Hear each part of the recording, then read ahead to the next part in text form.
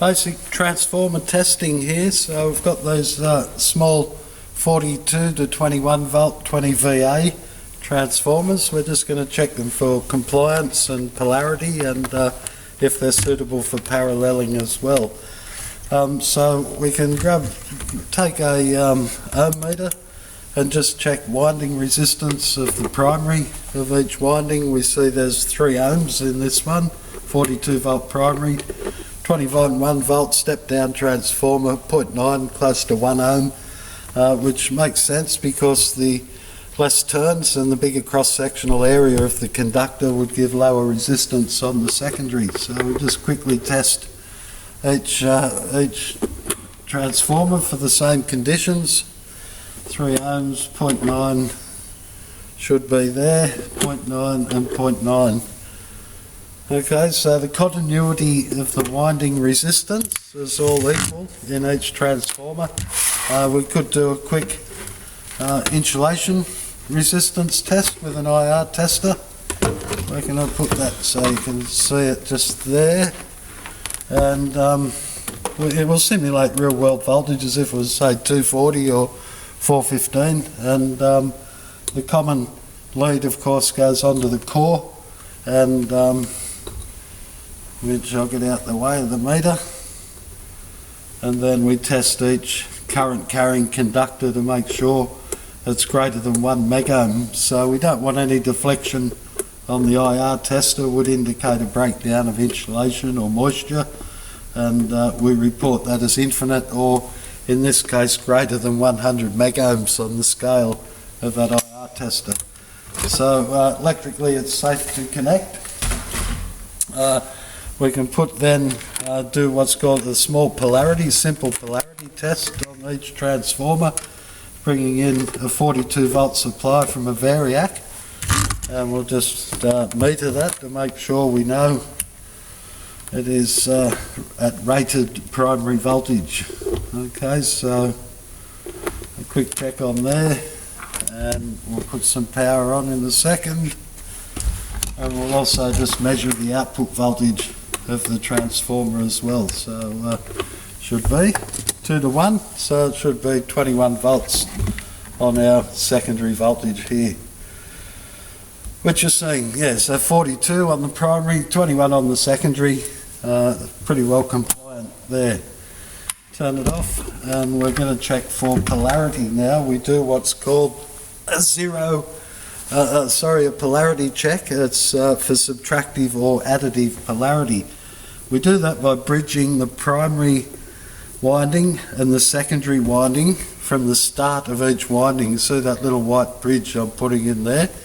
And we measure the voltage between the primary and secondary of the finishes of the windings. So if polarity is correct, the voltage between these two terminals should be 42, or the rated voltage minus the primary voltage, secondary voltage, sorry. So 42 minus 21 should give us about 21 volts on the secondary. So it's all set up there to go, power on. We've got our 42 volts on the primary, and we're seeing 21 volts between the primary and the secondary finishes of the windings, what we call subtractive polarity.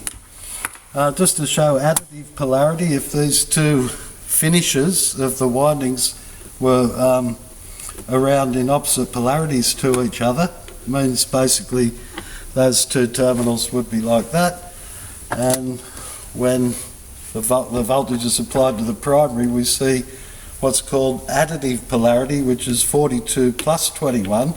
We're seeing 63 volts between primary and secondary windings on the tail ends or the finishes of the windings. So I've got to make sure these two here on the secondaries are polarity correct before we start the parallel transformers. So we do, as I say, either that subtractive or polarity test. The subtractive polarity test shows us that as far as transformer markings go, this one would be capital A1, capital A2 on the primary, little a1, little a2. If the polarity wasn't the same, we'd have capital A1, little a1 would be on this side of your paralleling circuit connections. So for this transformer, we'll just quickly do a second transformer just to prove the polarity is subtractive, which is 42 minus 21 gives us 21 volts. So it becomes capital A1, capital A2, little a2. So the polarities are correct on them. We're now ready to parallel up those first two transformers. So we'll get rid of our bridging lead for testing purposes, and we'll parallel up the transformers. Take the voltmeter out. Still got a supply coming in, active and neutral, and to parallel them up we take the, I'll just mark those panels actually.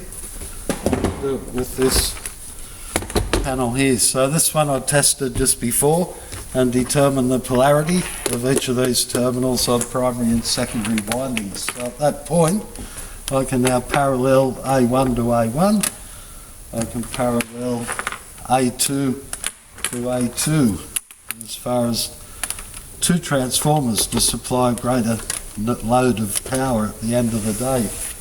Same with the secondary windings. I can now parallel A1 to A2, but before we do that we do what's called a zero phase displacement test to make sure there's zero voltage between the two finishes of the secondary windings. Supply goes into our parallel rail on the primary, and then we connect the voltmeter between little a2s, or the finishes of each of the secondary windings. And we should get 0 volts on this voltmeter when we apply full rated voltage to the primary. So again, voltmeter across the primary there. You can just see that. So when I turn it on, you're seeing down here 42 volts is on the primary, and over here we've got 103 millivolts, which is negligible just to induction. Okay, so if it wasn't polarised correctly, the polarities weren't correct, and we tried to parallel the two transformers. So I swap these two here around and I turn the power on. You're seeing we're getting the same voltage between those two terminals as what 42 volts on the secondary, and that creates high circulating currents within the transformer cores themselves and can potentially overload and burn out the windings in the transformer. So it's critical that we have what's called zero phase displacement. So between, just pull those leads back off the voltmeter so you can see that a bit clearer. So these two leads must have 0 volts between them. When I turn primary rated voltage on, 104 millivolts, which is negligible, between the two common A2s. So that becomes right to parallel in that case. Okay. So remove my voltmeter, parallel up those transformers now, and I'm right to go and supply a load. So we've got positive rail, primary parallel rail if you like, and a secondary parallel rail where we've got active and neutral supply. So if I bring a small load into that circuit, just a variable resistor here, and I connect the load from active to neutral, we can see then and demonstrate a little bit how much the load sharing occurs in the transformer. So again, got primary rated voltage, and we can see the load current with a small tong tester is measuring about, let's just go there we are, 2.2 amps is what that load is supplying. So when we look at this transformer, that transformer is supplying 1 amp, and the other transformer is also supplying 1 amp. So it's equal load sharing between the two transformers. If I was just to reduce that, increase that resistance a little bit and bring the load current down to, let's just say, 1 amp, again we can see one transformer is supplying half an amp and The other transformer is also supplying 0.48, about half an amp each. So they're equally distributing the load between the two transformers. And yeah, that's briefly it.